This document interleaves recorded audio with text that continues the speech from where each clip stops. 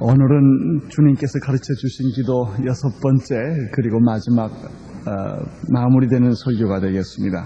지금까지 우리는 마태복음 6장에서 참된 신앙이 어떤 것인가를 배우고 있습니다. 참된 신앙이란 하나님을 생각하며 그분께 예배하는 것이라고 예수님이 말씀해 주셨습니다. 이 원리는 6장 1절에 기록되어 있었습니다. 참된 신앙이란 사람 앞에서 행하는 행위가 아니다. 하나님 앞에서 행하는 것이 신앙이다. 두 번째는 신앙의 상급이라고 하는 것은 사람으로부터 오는 것이 아니다. 참된 상급은 하나님으로부터 오는 것이다. 보상은 제도나 사람이나 어떤 대상에서부터 오는 것이 아니라 하나님으로부터 오는 것이 진정한 보상이다. 이 원리를 예수님은 세 가지 영역에 적용을 시켜주셨습니다. 첫째는 구제라고 하는 영역에 이 원리를 적용하셨습니다. 남을 도울 때 어떻게 하는가? 나팔 불어서는 안 된다. 그것은 사람들을 알게 해서는 안 된다는 것입니다. 구제할 때 어떻게 하는가? 오른손이 한 것을 왼손이 모르게 해야 한다. 그것은 자기 자신에게 구제한다고 하는 자의식을 가져서는 안 된다. 자기가 구제하는 사람이라고 자기에게 설득해서도 안 된다. 나는 구제하는 사람이다. 우리 교회는 구제하는 교회다. 이런 것까지도 자랑하지 말라는 것입니다. 우리 교회는 선교하는 교회다. 이런 얘기까지도 하지 말라는 것입니다. 하면 되는 것이지 그 말하고 돌아다니지 말라는 것입니다. 두 번째 영역은 기도였습니다. 기도는 어떻게 할 것인가? 지금 우리가 공부하고 있는 부분입니다. 기도할 때 너희들은 중언부언하는 이방인처럼 기도하지 말라. 기도할 때 형식적인 외식하는 바리새인처럼 기도하지 말라. 기도할 때는 골방에서 들어가서 기도하는 것 같은 마음으로 기도하라. 골방에 들어가서 기도할 때 문을 닫고 기도하라. 다시 말하면 사람 앞에서 기도하든 혼자 기도하든 어떤 형태의 기도를 하든 이 기도가 정말 하나님 앞에 중심으로 드려지는 이런 기도여야 합니다.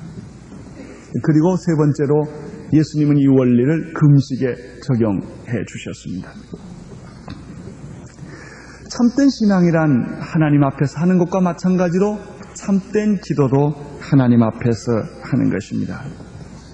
우리는 지금까지 주기도문을 공부를 했습니다.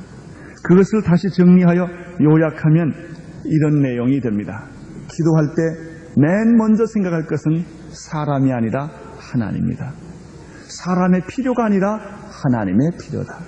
하나님에 대해서 첫째 그의 이름의 거룩함을 묵상하고 생각하는 것이 참된 기도다. 두 번째는 하나님의 나라 즉 천국에 대해서 기도하는 것이다. 그리고 세 번째는 하나님의 뜻이 이 땅에 이루어지도록 기도하는 것이다. 이렇게 하나님에 대해서 기도하고 난 다음에 너희들이 이제 너희들 자신을 위해서 기도하게 되는데 너희들 자신을 위해서 기도하는 것은 우리가 이 세상을 살아나가는 데 있어서 필요한 일용할 양식을 하나님께 구하라. 그것은 직장의 모든 일과 노동까지 포함하는 것입니다. 그리고 우리 자신들을 위해서 기도할 때는 너희들이 영혼을 위해서는 이웃을 용서하는 문제가 무엇보다 중요하다.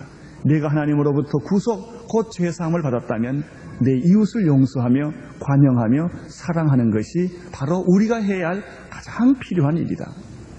이 용서에 대한 기도를 하고 난 다음에 예수님은 마지막으로 우리들 자신에 대해서 너희들이 이 세상에서 살아가기 위해서는 유혹과 악이 많은 이 세상에서 살아가기 위해서는 유혹에 빠지지 않도록 기도해야 한다.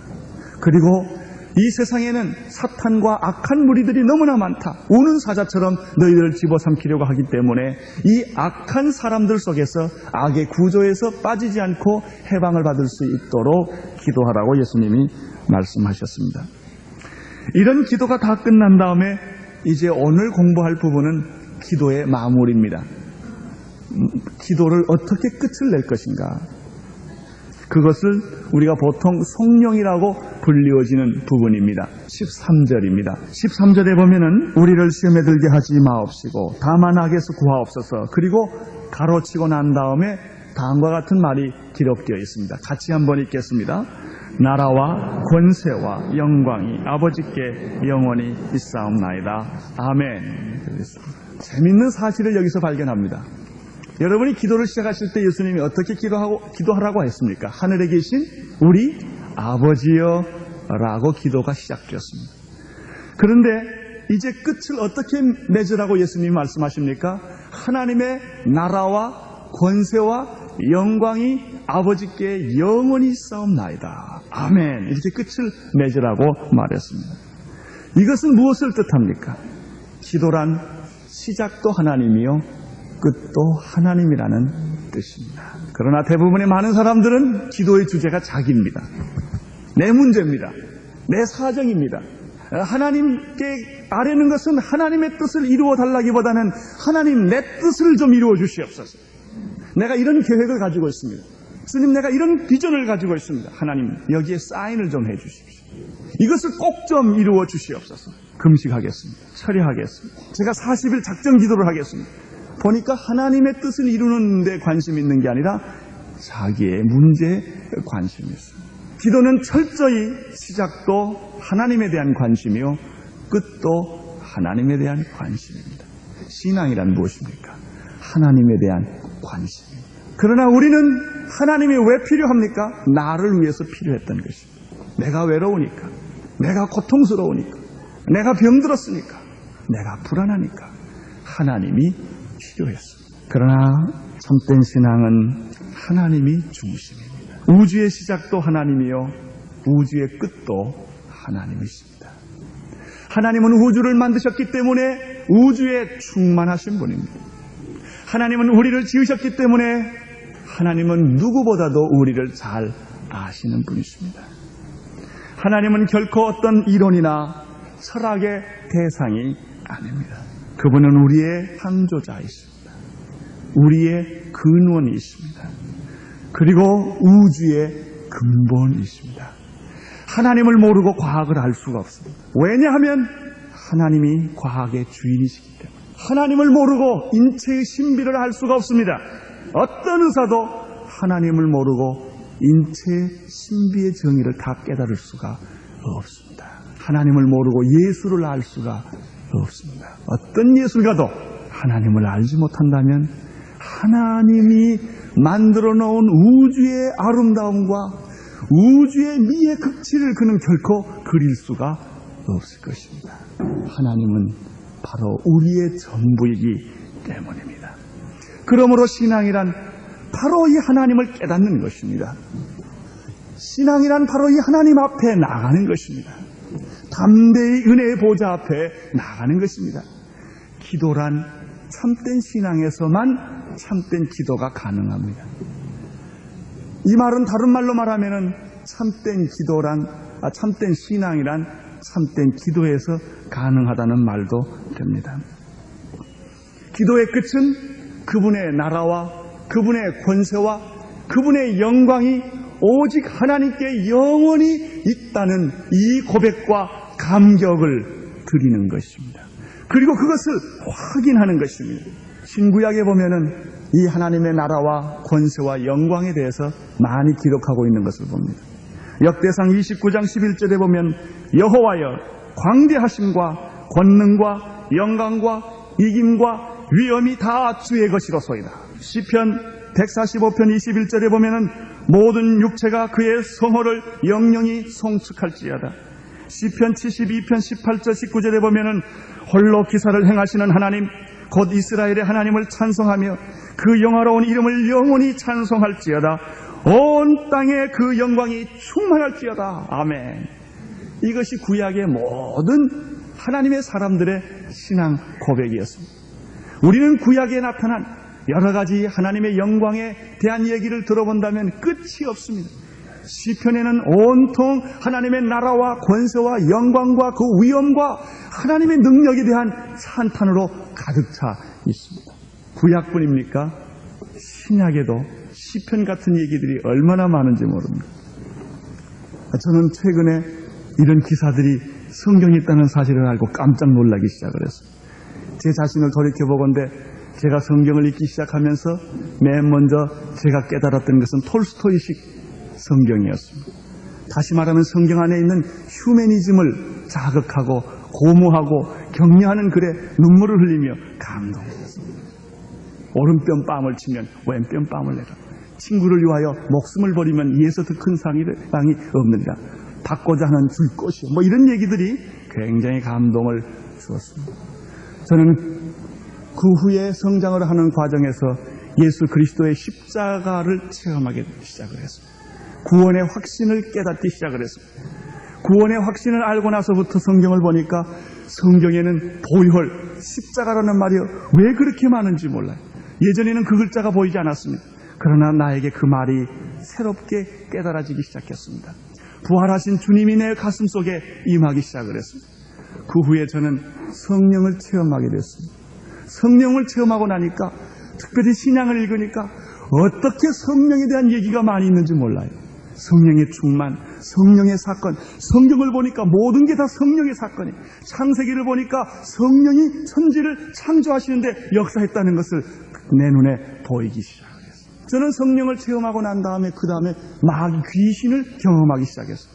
성령이 임하다 보니까 성령이 역사하는 것에는 마귀가 떠나고 귀신들이 드러나고 악령이 떠나는 이런 사실들을 제가 체험적으로 목격하게 됐습니다. 그 다음에 성경을 읽어보니까 깜짝 놀랐어요. 성경에 귀신 얘기가 그렇게 많은 줄 몰랐어요. 특별히 마가복음 보면 귀신 얘기로 꽉 차 있어요. 마귀가 나가는 얘기, 울며 통곡하며 떠나는 얘기, 마귀가 인간을 사로잡는 얘기들이 그 성경 안에 있는 것을 저는 그때 보았습니다. 예전에도 읽었는데 눈에 들어오지 않았던 것입니다. 그런데 그 후에 놀라운 사실은 이 악령이 떠나는 그런 사건 속에서 제가 경험한 것은 성경의 찬양과 영광, 하나님의 권능, 그 이름의 영광에 대한 얘기가 얼마나 성경이 많이 있는지 몰라요. 저는 깜짝 놀라기 시작을 했습니다. 그 찬양의 능력에 접하기 시작을 했습니다. 이 찬양의 능력을 접하면서 하나님의 그 이름의 거룩, 하나님의 나라, 하나님의 영광, 하나님의 위엄, 하나님의 능력, 이런 모든 것들을 경배하며 찬양하기 시작할 때 하나님이 가깝게 느끼기 시작했습니다. 체험적으로 하나님이 내 안에 임재하시는 그런 어떤 힘들을 경험하게 됐습니다. 신약에 보면 그런 기록들이 많습니다. 로마서 11장 36절에 보면은 이는 만물이 주에게서 나오고 주로 말미암고로 주에게로 돌아감이라 영광이 그에게 세세히 있으리로다. 아멘.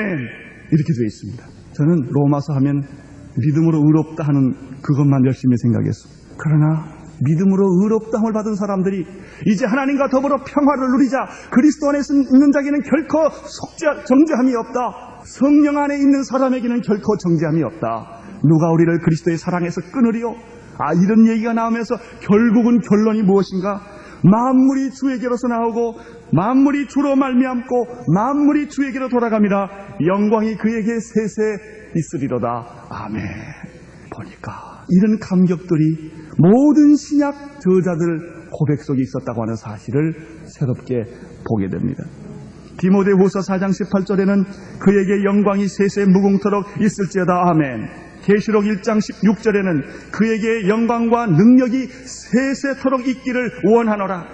계시록 4장 11절에 보면은 우리 주 하나님이여 영광과 존귀와 능력을 받으시는 것이 합당하오니 주께서 만물을 지으신 자라.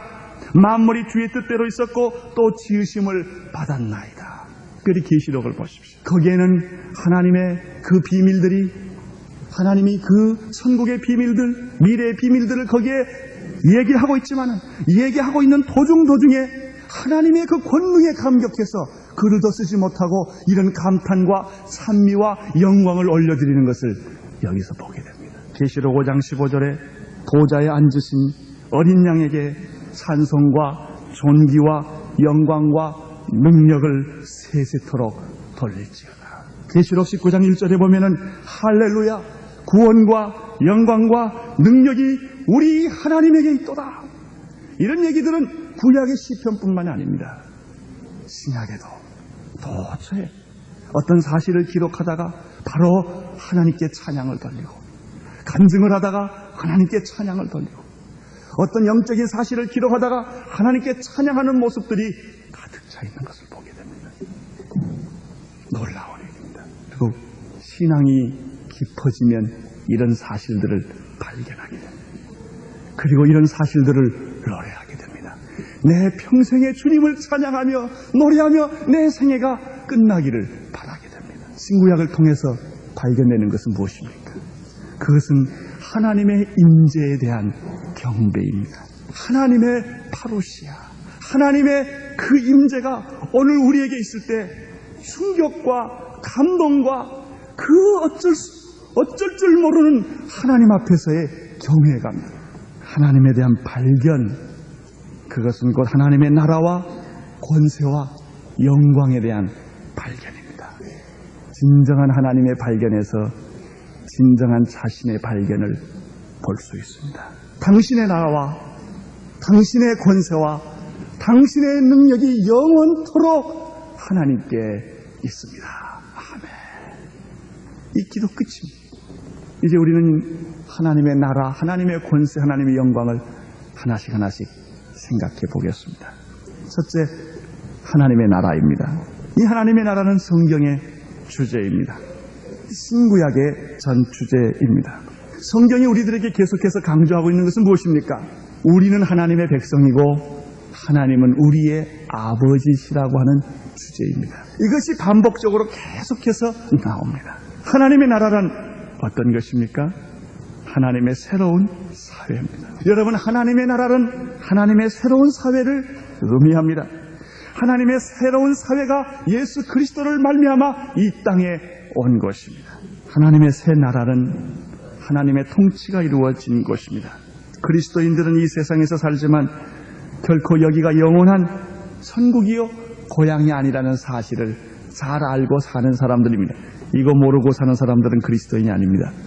그리스도의 영원한 고향은 여기가 아니라 천국입니다. 우리들이 가야 할 것은 저 빛나는 하늘나라입니다. 그 빛나는 하늘나라가 오늘 여기에서부터 이루어지고 있습니다. 누구든지 우리가 60년, 70년, 80년 살면 이 세상을 떠나야 합니다. 예수님께서도 너희는 먼저 그의 나라와 그의 의를 구하라. 그리하면 이 모든 것을 너희에게 더하여 주시리라. 그리스도인이 맨 먼저 추구해야 할 나라는 천국입니다. 천국은 죽어서 가는 나라이기도 하지만 바로 여기서부터 이루어진 하나님의 나라를 의미합니다. 이 하나님의 나라, 바로 그것을 위해 사는 것, 이 하나님의 나라의 확장을 위해 사는 것, 이것이 그리스도인들입니다. 예수님이 세상에 오신 목적은 우리를 구원하시기 위하여 오셨습니다. 이것을 다른 말로 바꾸면 예수님은 우리에게 천국을 주시기 위해 오셨다, 이렇게 바꿀 수 있습니다. 요한복음 14장 2절에 보면 내 아버지 집에 거할 곳이 많도다. 그렇지 않으면 너희에게 일렀으리라. 내가 너희를 위하여 처소를 예비하러 가노라. 예수님은 자기의 십자가 죽음이 너희를 위하여 천국을 예비하러 가는 것으로 해석해 주셨습니다.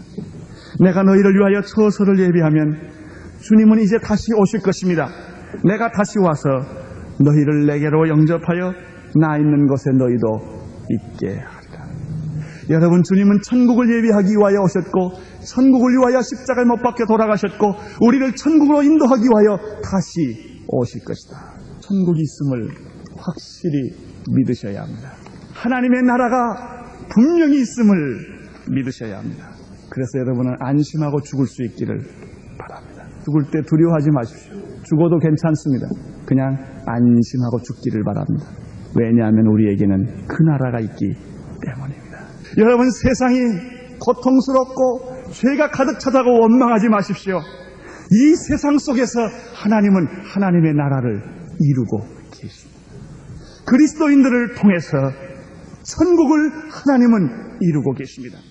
오늘 온누리교회는 그런 의미에서 우리 주님이 주시는 말씀과 성령의 능력으로 우리는 서로 사랑하고 천국의 모습을 오늘 이 교회에서 만들어가야, 경험해야 합니다. 제가 늘 그러잖아요. 지상에서 천국을 경험하지 못하면 죽고 난 다음에 굉장히 쇼크를 먹습니다.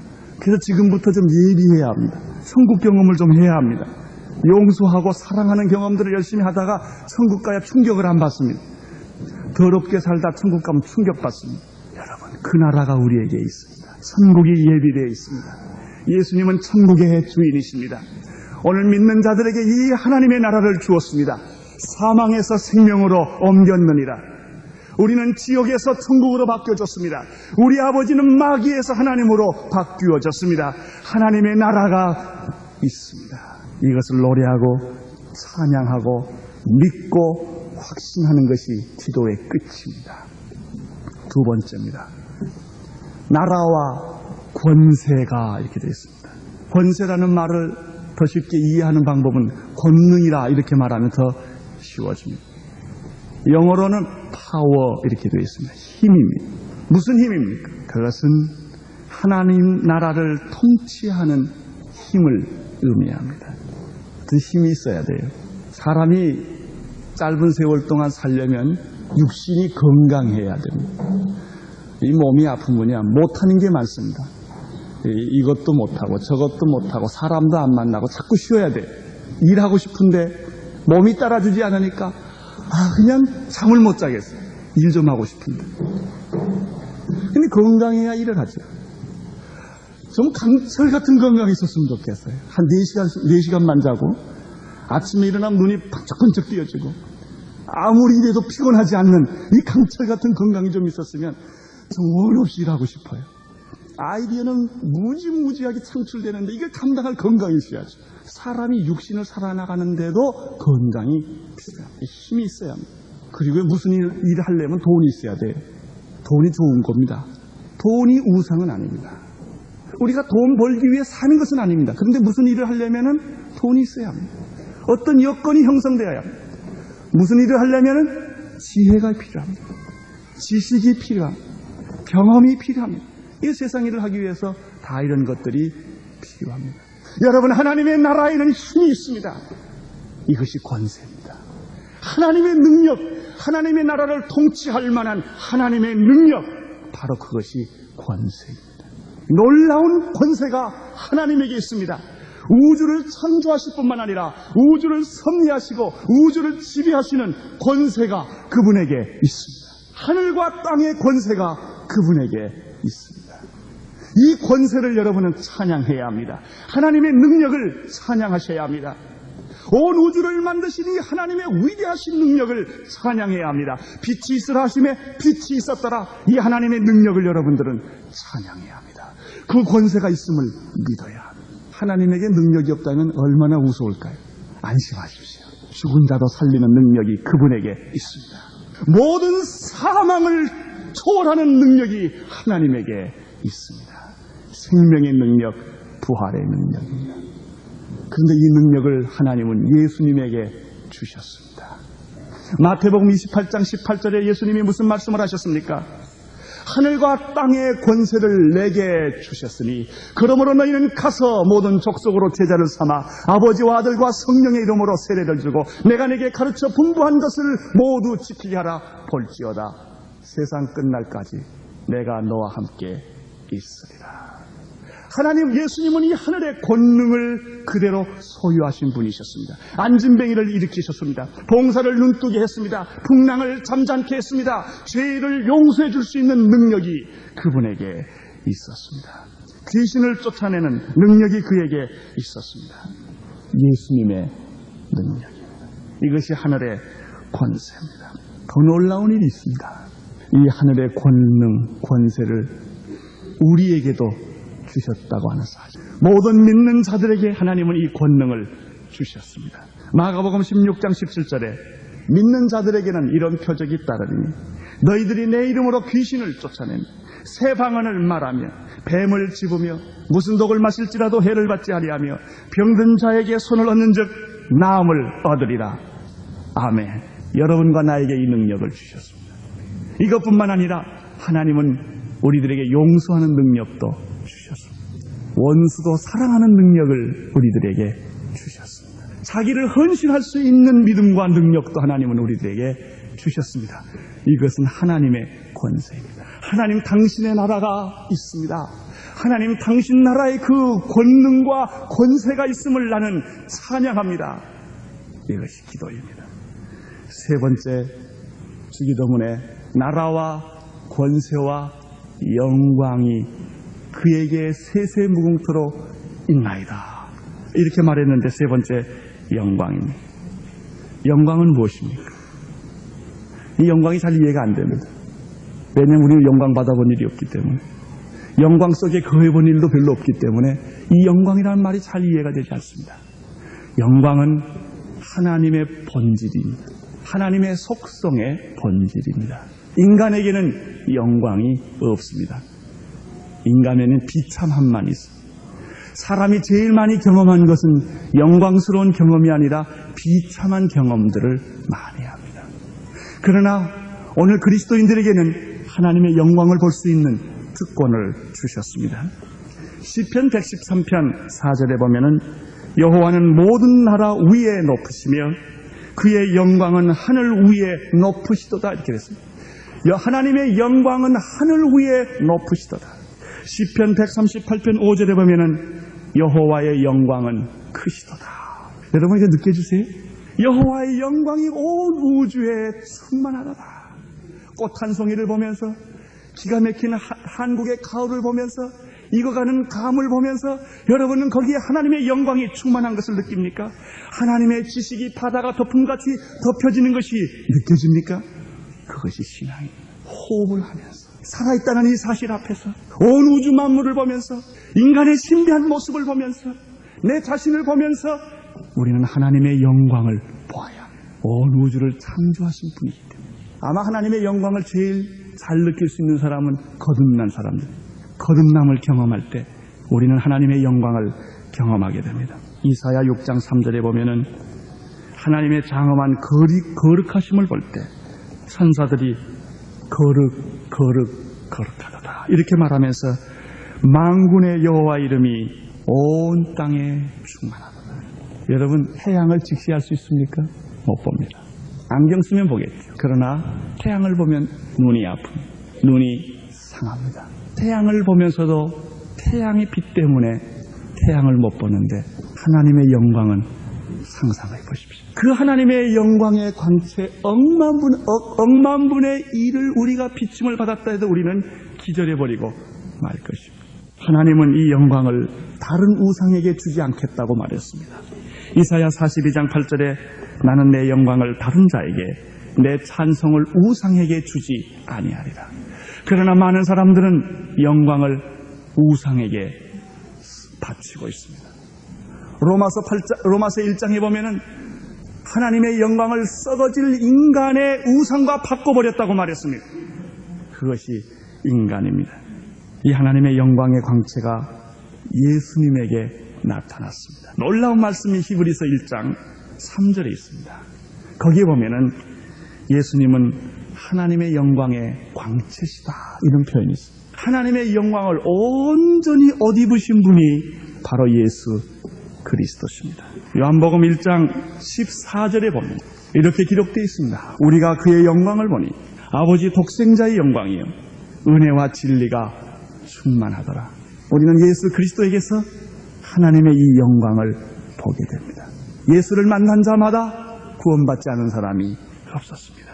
예수님은 자기의 십자가를 존귀와 영광의 관으로 설명하셨습니다. 십자가 진다고 하는 것은 바로 존귀와 영광의 관이라고 말했습니다. 예수님의 십자가는 하나님의 영광입니다. 예수님의 부활도 하나님의 영광입니다. 예수님의 승천도 하나님의 영광입니다. 이 영광은 모든 성도들의 참된 소망이기도 합니다. 여러분 기억나십니까?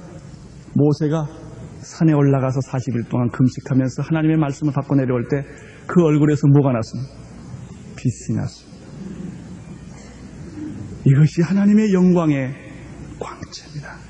나는 여러분과 내 얼굴에서 빛이 나기를 바랍니다. 어떤 사람 얼굴은 썩은 얼굴들이 있어요. 잘생겼는데 도대체 빛이 나지 않아요. 아주 싸납고 도전적이고 신경질로 가득 차 있는 얼굴, 무서운 얼굴이 있어요.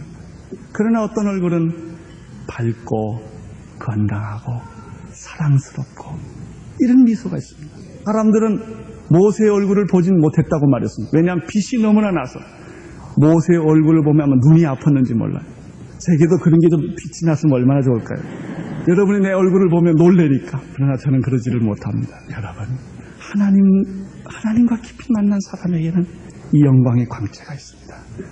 어떤 사람 얼굴을 보면 빛이 난다고 그래요.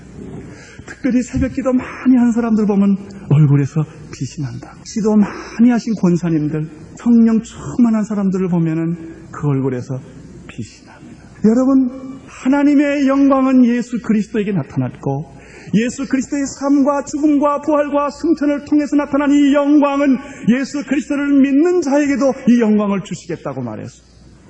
하나님의 거룩과 하나님의 영광입니다. 영광은 모든 그리스도인의 참된 소망입니다. 우리는 예수 그리스도로 말미암아 구원을 받았습니다. 칭의, 믿음으로 의롭다함을 받은 사람들은 성령으로 말미암아 성화됩니다. 그것이 sanctification, 성화 후에 무엇입니까? 영화입니다. 그리스도의 영광스러운 미래, 그리스도인의 영광스러운 삶, 종말에 찬란하게 우리를 영광스럽게 하나님은 우리를 맞이하여 주실 것입니다. 고린도 후서 3장 18절에 마지막 날에 저와 같은 형상으로 화하여 영광에서 영광으로 이르게 한다라는 말씀이 있습니다. 상상해 보십시오. 지금 우리는 이렇게 육의 몸을 입고 있습니다. 어떤 때는 거짓말도 합니다. 어떤 때는 죄악도 우리 속에 있습니다. 미움도 있습니다. 시기도 있습니다. 그러나 주님을 바라고 보고 있으면 어느 날 우리는 영광스럽게 예수님처럼 변하고 말 것입니다. 저와 같은 형상으로 화하여 그날에는 영광에서 영광으로 상상할 수 없는 세계 속에 우리가 들어가게 됩니다. 나는 죽어서도 그 나라를 가야 되겠지만 지금 우리는 그것을 경험할 필요가 있습니다. 하나님의 영광을 찬양하기 시작을 하십시오. 그분을 높이기 시작하십시오. 그분의 나라와 그분의 능력과 그분의 영광을 묵상해야 합니다. 묵상하지 않는 사람에게 도대체 그런 생각이 날 까닭이 없습니다. 죄만 묵상하는 사람들, 어떻게 하면 돈 벌까? 나쁜 짓 할까? 돈 버는 게 나쁘다는 게 아닙니다. 나쁜 방법으로 돈 버는 걸 지금 제가 말하고 있습니다. 어떻게 하면 저 사람을 죽일까? 어떤 사람은 저 사람을 끌어내릴까? 이렇게 묵상하고 있는 사람은 하나님의 영광이 자리를 차지할 자리가 없습니다. 여러분, 하나님을 생각하세요.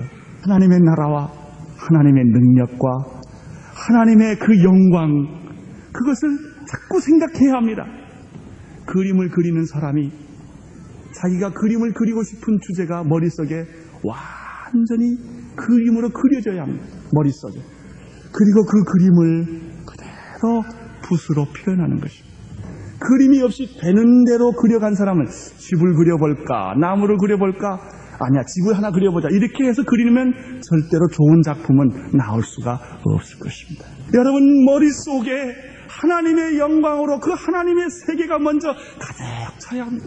하도 묵상하고 있다가 옆에 사람이 여보 밥 먹으라고 이렇게까지 돼야 됩니다. 너무 생각이 깊어져서 밥 먹는 것도 잊어버리고 어디 가는 것도 잊어버리고 그저 그분 생각에 빨려 들어가서 이렇게 되어야 합니다. 사람은 무엇을 생각하느냐에 따라서 그 생각이 그대로 얼굴이 표현됩니다. 이것은 숨길 수가 없습니다. 누군가 그런 말을 했습니다. 나이 40이 넘으면 자기 얼굴에 책임을 지라고 그랬습니다. 내가 무엇을 생각하느냐가 내 얼굴을 그대로 표현합니다. 내가 무엇을 묵상하느냐가 그대로 내 얼굴에 나타나게 되어 있습니다. 다시 한번 부탁합니다. 하나님을 생각하세요. 하나님의 영광을 생각하면 여러분들의 영혼에 하나님의 영광으로 가득 차는 축복이 있을 것입니다. 여러분의 언어와 눈동자와 삶과 모든 것이 바로 그러한 모습으로 변해지고 말 것입니다. 하나님의 영광은 예수님 안에 감추어져 있고 또 그것이 우리에게 나타났습니다. 참된 기도란 너희 하나님의 나라를 바라보며 하나님의 능력을 생각하며 하나님의 영광을 생각하는 것입니다. 이제 마지막입니다. 나라와 권세와 영광이 아버지께 영원히 싸움나이다. 그리고 뭡니까? 아멘. 기도란 아멘입니다. 아멘 없는 기도는 기도가 아닙니다. 나는 여러분에게 죽을 때, 여러분이 제가 죽을 때, 여러분이 죽을 때 마지막 순간에 하는 말이 아멘이 될 수 있기를 바랍니다. 기도는 아멘이기 때문입니다. 아멘은 네 가지 뜻이 있습니다. 확신, 확인, 기원, 충성, 헌신입니다. 계시록 3장 14절에 보면은 아멘이시오 이런 말이 나와요. 아멘이시오. 예수님이 아멘이십니다. 기도는 아멘입니다. 이제 우리는 주님이 가르쳐 주신 기도를 다시 한번 더 정리하며 오늘 말씀을 마치고자 합니다. 첫째, 기도는 겸손히 배워야 합니다. 예수님께서 너희는 이렇게 기도하라 하셨기 때문입니다. 기도는 함부로 해서는 안 됩니다. 내 마음대로 해서는 안 됩니다. 기도는 예수님이 가르쳐 주신 대로 하셔야 합니다. 기도를 배울 겸손이 여러분에게 있기를 바랍니다. 두 번째, 기도는 하늘에 계신 우리 아버지의 이름을 부름으로 시작됩니다. 하늘에 계시다라는 뜻은 무엇입니까? 우주에 충만하다는 뜻입니다. 그 말은 무엇입니까? 하나님은 안 계신 데가 없다는 뜻입니다. 안 계신 데가 없다는 뜻은 무엇입니까? 하나님 앞에서 도망갈 길이 없다는 뜻입니다. 도망갈 길이 없다는 뜻은 무엇입니까? 숨길 수 없다는 뜻입니다. 여러분, 기도할 때 하나님을 속이려고 하지 마십시오. 하나님은 우리를 아십니다. 이것을 믿고 기도하셔야 됩니다. 그 하나님이 우리의 아버지십니다. 하나님은 나와 상관없는 분이 아니라 나의 아버지십니다. 주기도문을 공부할 때 여러분이 특별히 기억할 것은 나라는 단어를 잘 쓰지 않고 우리라는 단어를 계속 썼다는 것입니다. 하나님은 우리를 개인으로 부르시기도 하시지만 하나님은 우리라고 하는 그리스도인의 살아있는 공동체에 관심이 있으십니다. 그 하나님이 사랑의 아버지십니다. 분노하고 진노하고 벌 주시는 하나님이 아니라 용서하고 사랑하는 하나님이십니다. 셋째, 기도란 하나님을 묵상하는 것입니다. 하나님의 거룩한 이름, 하나님의 나라, 하나님의 뜻입니다. 이것을 묵상하는 것이 기도입니다. 넷째, 기도는 무엇입니까? 우리의 필요를 구하는 것이 기도입니다. 일용할 양식을 위해 기도하는 것, 이웃의 용서를 위해서 기도하는 것, 그리고 시험에서부터 유혹에 빠지지 말고 악에서 구원해달라는 기도입니다. 다섯 번째입니다. 기도란 무엇입니까? 하나님의 나라와 권세와 영광을 선포하며 노래하는 것입니다. 그것이 기도입니다. 그리고 마지막, 기도란 아멘입니다. 이것이 우리 주님의 기도입니다. 초대교회 성도들은 하루에 3번씩 꼭 주기도문을 외웠다고 합니다. 우리도 하루에 3번씩 주님이 가르쳐 주신 기도의 주제들을 묵상할 수 있기를 바랍니다. 그러나 기도가 염불이 아니기를 바랍니다. 어떤 분들은 기도를 주문처럼 외우는 사람이 있습니다. 나는 여러분이 우리들의 기도가 모임을 끝날 때 쓰는 장식품이 아니기를 바랍니다. 꼭 끝나려면 주기도문 합니다. 근데 아무 뜻도 없이 주기도문 합니다. 더구나 배고프면 주기도문이 빨라집니다.